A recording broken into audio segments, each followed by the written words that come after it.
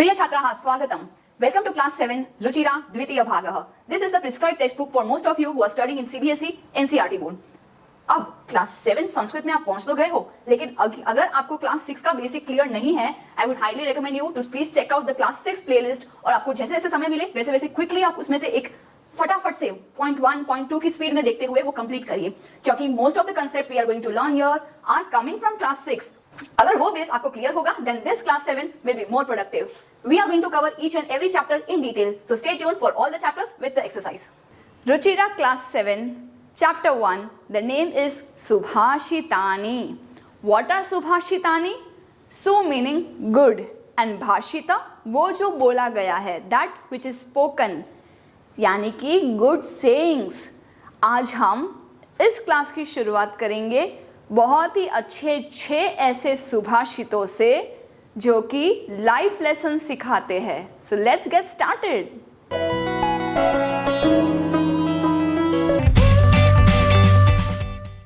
प्रिय छात्राः नमस्ते, मैं हूं आपकी संस्कृत आचार्य डॉक्टर नम्रता. नमस्ते संस्कृत यूट्यूब चैनल पर आपका स्वागत है. हमारे साथ जुड़िए. Press the subscribe button and don't forget to click on the bell icon. So let's get started. आरंभम कुर्मः.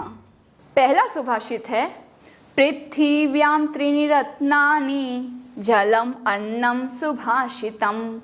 पृथिव्यां त्रीणि रत्नानि जलम अन्नम सुभाषितम. मूढ़ै पाषाण खंडेषु रत्न संज्ञा विधीयते.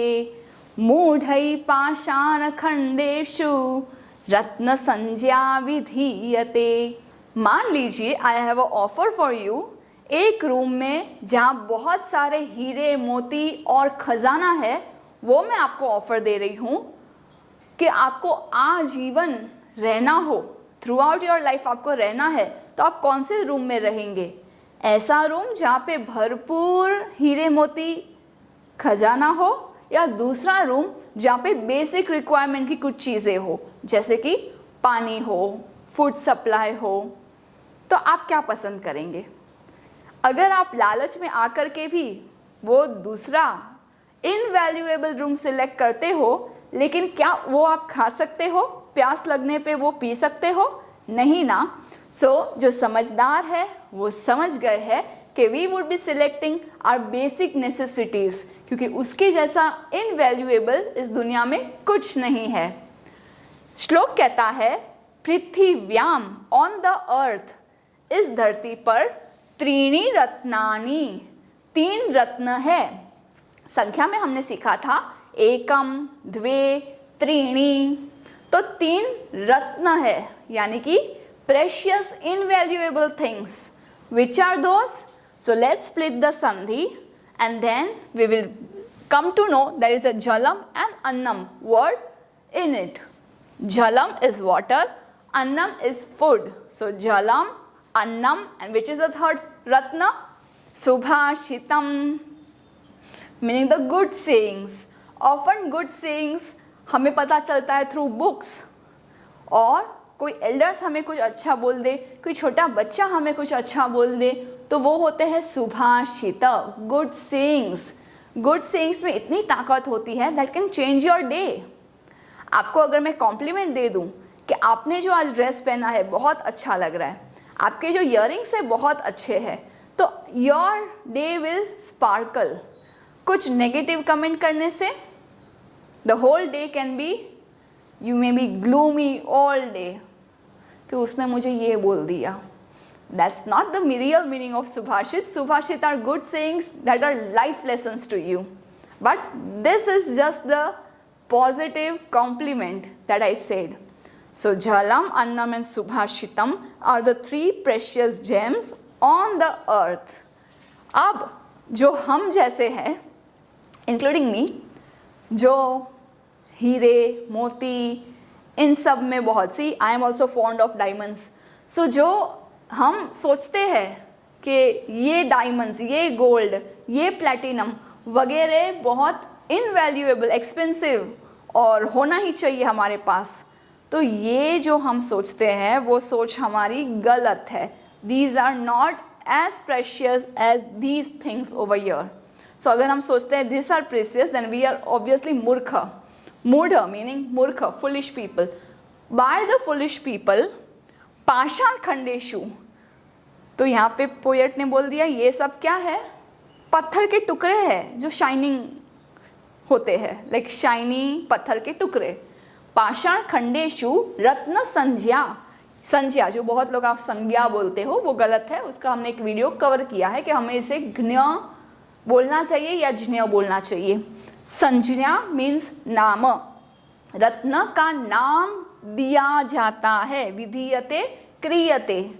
मूर्खों के द्वारा पत्थर के टुकड़ों पर, खंड यानी टुकड़ा, पत्थर के टुकड़ों में रत्न का नाम दिया जाता है. तो हम इन्हें रत्न बोलेंगे तो हम मूर्ख है. पंडित बताना है खुद को. So these three are the essential things. Let's go to the second subhashit. This is the importance of truth. Satya. सत्येन धार्यते पृथ्वी, सत्येन तपते रविः, सत्येन वाति वायुश्च, सर्वं सत्ये प्रतिष्ठितम्. सत्येन मीनिंग सत्य के द्वारा. सत्य के द्वारा, ये word is common over all three चरण ऑफ द श्लोक. सत्येन बाय ट्रुथ. सत्य के द्वारा पृथ्वी धार्यते, पृथ्वी को धारण किया जाता है. सत्य के द्वारा जो रवि है, सूर्य है, वो तपता है. सत्य के द्वारा ही वायु च, यानी कि च इज एंड, और जो वायु है वो भी सत्य के द्वारा ही बहती है. सर्वम सत्ये प्रतिष्ठितम. सब कुछ सत्य में प्रतिष्ठित है. अब इसमें सत्य क्या है? Actually there is a hidden meaning over सत्य. आपने सुना होगा सत्यमेव जयते, दैट इज एक्चुअली सत्यमेव विजयते. But let's talk about why सत्य ऑलवेज विन्स. हु इज सत्य स्वरूप? तो आप वेदांत में, डीप फिलोसॉफी में जाएंगे तो सत्य इज परमात्मा. परमात्मा में वो शक्ति है. परमात्मा ने सभी देवों को वो शक्ति दी है कि पृथ्वी देवी इसी तरह से पूरे सोलर सिस्टम में सबको धारण करती हुई पृथ्वी वही है. वो घूमती है, रोटेशन, रेवोल्यूशन सब होता है, लेकिन कभी कोई गड़बड़ नहीं होती, क्योंकि सत्य के द्वारा, सत्य यानी जो परमात्मा स्वरूप वाले सत्य स्वरूप है, उनके द्वारा पृथ्वी धारण की हुई है. उसी प्रकार से जो रवि है, सूर्य है, सूर्यदेव को भी वो शक्ति परमात्मा ने दी हुई है कि उसके द्वारा रवि तप सकता है.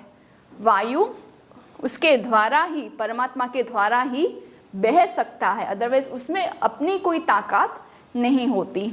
उसी तरह से सब कुछ हम देख रहे हैं, हम सब परमात्मा में स्थित है, प्रतिष्ठित है. All of us are inside the परमात्मा. हम उन्हीं से ही चलाए हुए चीज़ें हैं.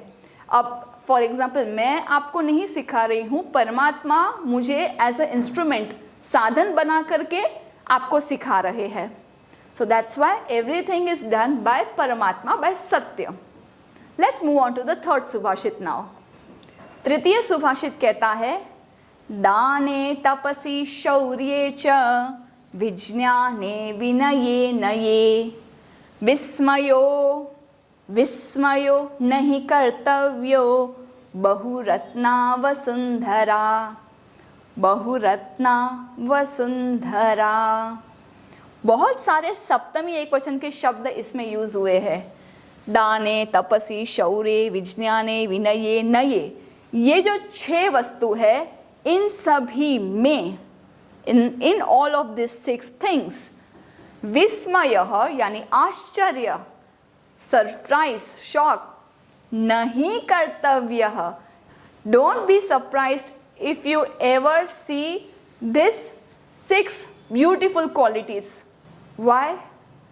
Let's find out one by one. The meaning of dane is don't get surprised in donation. अगर कोई किसी को दान कर रहा है तो आपको आश्चर्यचकित होने की ज़रूरत नहीं है. मेरे पास अगर 10,000 रुपीज़ है तो वो 10,000 रुपीज़ में से मेरा मन चाहे तो मैं सारे 10,000 दान कर लूँ, या 5,000 दान करूँ, या 4,000 दान करूँ. तो अगर कोई बहुत माइजर पर्सन मुझे देख रहा है तो वो क्या बोलेगा कि देखो तो इतने सारे पैसे दान कर दिए। बट डोंट गेट सरप्राइज्ड, दान वाले संदर्भ में it is depending on the person जिसमें इतनी करुणा और दया भावना है। So don't get surprised. Next is तपस्वी। बाहर वालों को दिखता है कि अच्छा, ऋषि वाल्मीकि ने इतनी तपस्या की कि उनके पूरे शरीर में वल्मीक यानी कि एंट हिल बन गया, चींटियों का घर बन गया एकदम एंड तक, कि वो दिखे ही नहीं। खाने पीने और इनपुट आउटपुट के सिवाय सब इतने वर्षों तक तपस्या करते थे, ऐसे कैसे पॉसिबल है? So actually it is possible. तो उसमें भी, तपस्या में भी विस्मय नहीं करना चाहिए। नेक्स्ट इज शौर्य। अगेन एज अ आउटसाइडर हमें लगता है कि हमारी इंडियन आर्मी, इंडियन एयरफोर्स और इंडियन नेवी कैसे हमारी सुरक्षा करते होंगे। एक वीडियो गेम में गोलीबारी करना इजी है, जब लाइफ थ्रेटनिंग गेम लाइव चलती हो उसमें जो शौर्य, जो वीरता, ब्रेवरी चाहिए, उसमें आश्चर्य नहीं होना चाहिए, क्योंकि अगर मन से वो क्वालिटीज़ होती है तो वो ब्रेवरी भी अपने आप आ सकती है, वो जेनरोसिटी और वो तपस्या, पेनेंस करने की शक्ति भी अपने आप आ सकती है। नेक्स्ट इज विज्ञाने। आज से 5 साल पहले भी मैं किसी को पूछूं कि ये AI ChatGPT क्या होता है, तो उनको लगता है ये मशीन्स कैसे हमारे आंसर्स दे सकता है। It is not possible. कुछ 100 साल पहले बोलूँगी कि ऐसे बात हो सकती है, वीडियो कॉल हो सकते हैं, टेलीफोन हो सकता है, दूर की बातें हमें सुनाई दे सकती है, दूर का दृश्य हमें टीवी पे दिखाई दे सकता है, अब तो मोबाइल में भी देख सकते हैं। तो ये सब में भी आश्चर्य होता है। बट अगेन इस सुभाषित में पहले से ही कहा है, साइंस रिलेटेड कोई भी चीज़ में don't get surprised. Next is vinay. विनय यानी कि पोलाइटनेस। कोई मनुष्य कितना पोलाइट हो सकता है, कितना विनम्र हो सकता है, उसमें भी आश्चर्य की बात नहीं है। इस जगत में अहंकारी तो बहुत होते हैं, लेकिन पोलाइट लोग बहुत कम मिलते हैं। तो जब आप पोलाइट लोगों को देखोगे जो विनम्र भाव से आपको प्रणाम करते हैं, सॉफ्टली बातें करते हैं, तो आपको वो आश्चर्यचकित होना स्वाभाविक है, लेकिन उसके लिए भी मना किया हुआ है। लास्ट इज नये। नया यानी नीति, पॉलिसी, यानी लॉ एंड ऑर्डर में कोई नई चीज़ इम्प्लीमेंट होती है तो सभी को आश्चर्यचकित कर देती है। लेकिन ये है एक अच्छे लीडर की क्वालिटी। कभी भी कोई न्यू रूल्स रेगुलेशन इम्प्लीमेंट होते हैं, so be happy that you are having a good leader. तो ये 6 चीज़ में क्यों विस्मय नहीं करना चाहिए? क्योंकि इसके जैसे तो इस वसुंधरा, इस पृथ्वी पे बहुरत्ना, बहुत सारे रत्न होते हैं। ये तो हमने कुछ रत्नों की बात की। This are some of the qualities that this great earth is having. तो अर्थ के पास तो ये सभी क्वालिटीज एक में ही है। This is all because of the earth we are living on. Chaturth subhashit says the importance of good company, अच्छी संगति। सद्भिरेव सहासीत सद्भिर्कुर्वीत संगतिम सद्भिर्विवादं मैत्रीं च नासद्भि किंचित आचरेत।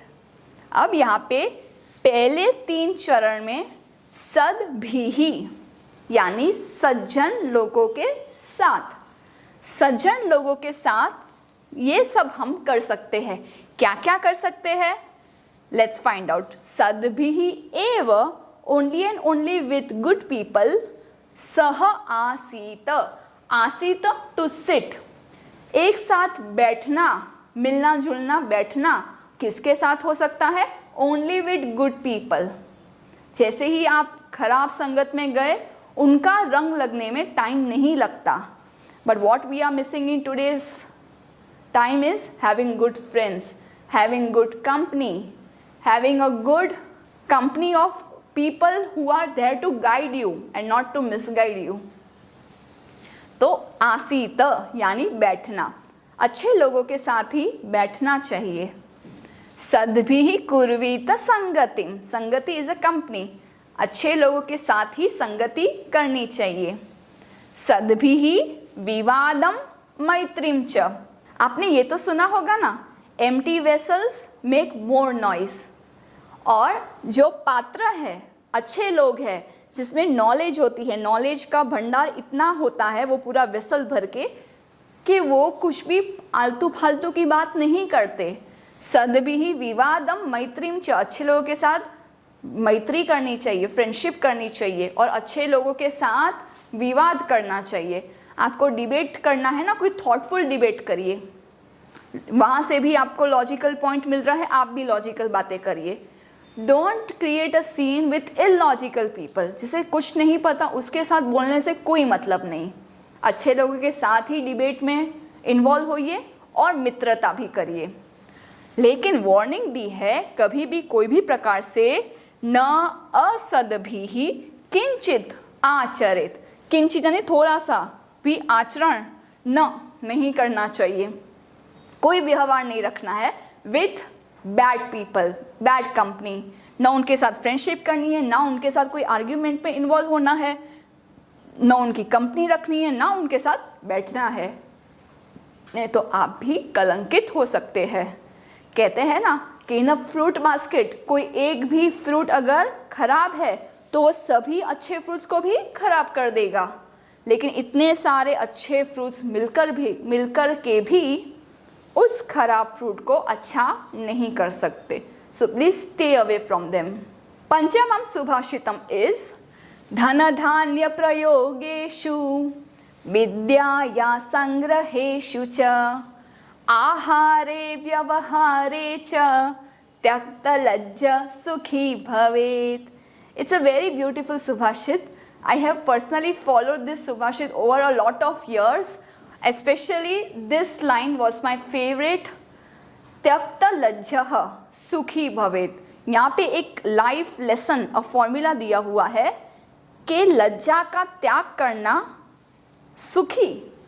अब तक तो हमने सीखा है कि आपको थोड़ा लज्जित होना है, एल्डर्स की शर्म रखनी है, या फिर अच्छे लोगों के साथ कहीं बैठे हैं तो अच्छे से बैठो, अच्छे से च्यू करो, अच्छे से पानी पियो, आवाज़ नहीं आनी चाहिए जब आप खा रहे हो, इत्यादि हमने एटिक्वेट सीखी है। बट ये कौन सी चीज़ है कि इन सभी चीज़ों में सुखी कौन होगा? जिसने अपनी लज्जा का त्याग किया है। अब लज्जा का त्याग मतलब क्या? Let's find out by each examples. एक तो कितने शब्द यहाँ पे सप्तमी विभक्ति में है, धन धान्य प्रयोगेषु। ये प्रयोग शब्द मैं धन के साथ भी लगाऊंगी और धान्य के साथ भी। So my two words will become धन प्रयोगेषु, धान्य प्रयोगेषु। थर्ड इज विद्यायाः संग्रहेषु। एक साथ third point, you can just make a note, यहाँ पे 1, यहाँ पे 2 और ये पूरा ब्रैकेट करके नंबर 3। आहारे इज 4 एंड व्यवहारे के ऊपर 5 लिख दीजिए in this 5 places. First point is धन प्रयोगेषु। जब भी आपके पेरेंट्स कोई सब्जी लेने जाते हैं या ग्रोसरी शॉप में जाते हैं, आपने देखा होगा कि कैसे वो डिस्काउंट मांगते हैं continuously to save that 5 and 10 rupees. और पॉसिबल है कि जो सब्जी वाले भैया हैं उन्होंने उनको उससे ज़्यादा डिस्काउंट भी ऑफर किया होगा कि ओके 15, ठीक है 15 रुपया डिस्काउंट भी ले लीजिए और ये फ्री कोरिएंडर भी ले लीजिए। तो this was a sign of a loyal customer base. But actually क्योंकि आपके मम्मा ने उनकी लज्जा का त्याग करके मांगने में शर्म नहीं रखी कि दे दीजिए ना discount, so there was a possibility कि उन्होंने डिस्काउंट दिया। सिमिलरली ऐसी कोई भी बात जिसमें पैसा इन्वॉल्व हो, आप पहले हाई गोल्स रखिए। आप नए जॉब पे जाते हैं, you demand your salary first, then there will be negotiation. But if you are not demanding anything, then there will be no negotiation. So you should be actually shameless when you are talking about money. फिर सामने वाले को देखना है कि वो कैसे negotiations करेंगे, राइट? सेकेंड इज धान्य प्रयोगेषु, यानी कि फूड ग्रेन्स। फूड ग्रेन्स के प्रयोग में भी हम इसी तरह से शेमलेस होकर के जो चाहिए वो मांगेंगे, because that is the necessity. वैसे ही थर्ड पॉइंट इज विद्यायाः संग्रहेषु।